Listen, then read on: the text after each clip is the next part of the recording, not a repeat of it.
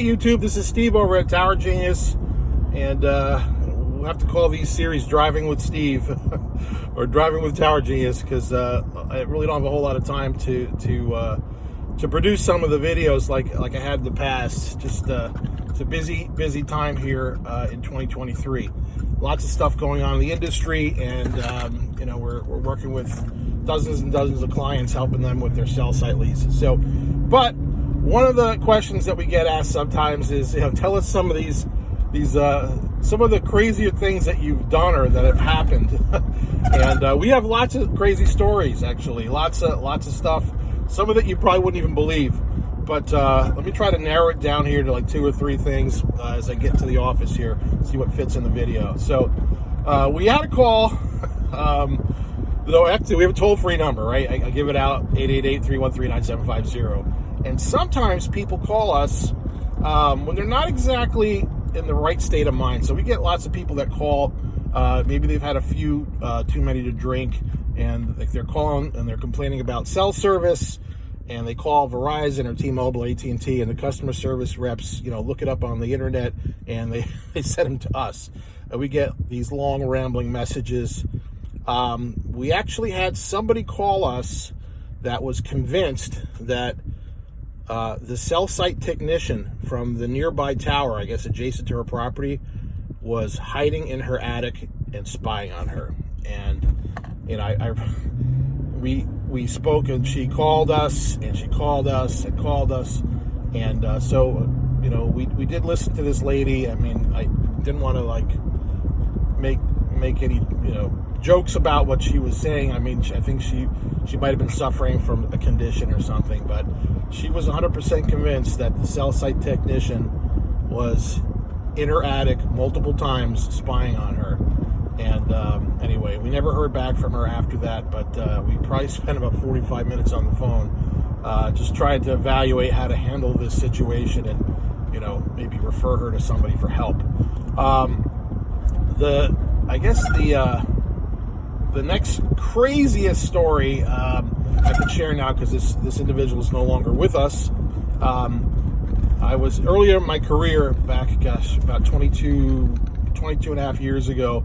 I was working site acquisition for one of the major, actually for multiple wireless carriers, but it was one particular lease that I had been negotiating on behalf of the carrier with a property owner on their rooftop, and I was going to get the lease signed and get it notarized and all that. So I went to this person's place of business, to their office, and sat down with them. And this was post 9/11, so the New York metro area is a really interesting place after 9/11. People actually talk to each other and listen to each other.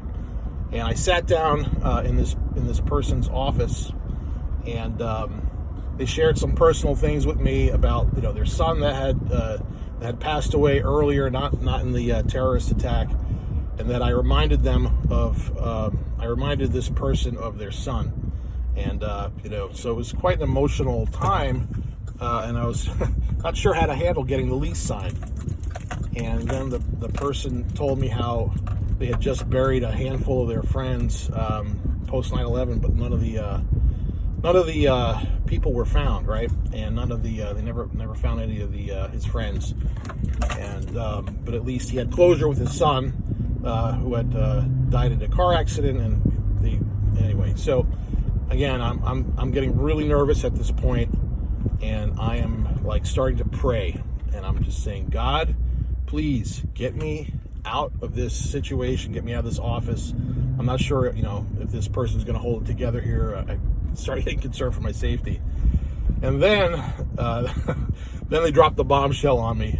This person told me that they used to work in another country overseas from time to time. And that when the CIA needed somebody whacked, they whacked them. So basically, this person confessed to being a CIA assassin while I'm sitting there getting my lease signed, and I am just looking for the nearest exit way. He looks at me, smiles, and signs my lease, and I was on my way. So that's probably my number one craziest, even life experience, one of the top.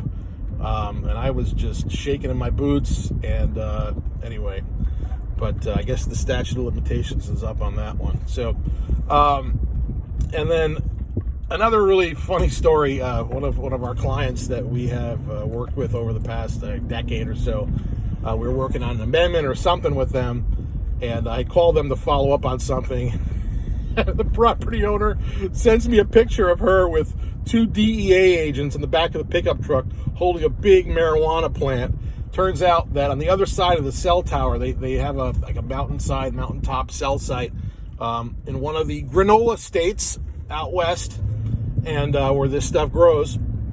And apparently someone had farmed about $10 million worth of weed on the backside of this hill, and they were these helicopters and DEA agents and SWAT, whatever they are, swarmed the property, and they confiscated about $10 million worth of. They cut down these plants that were growing there, and she got to pose there with the officers holding one of the pot plants, and we ended up getting that lease terminated and reinstated for the property owner for a significant profit and rent increase. So anyway, so those are just a handful of a couple of the stories. We have more, obviously, but I'm not going to share any of the stories of how we dangled people off the rooftop. Those are not really appropriate for this channel. Have a great day. Thank you.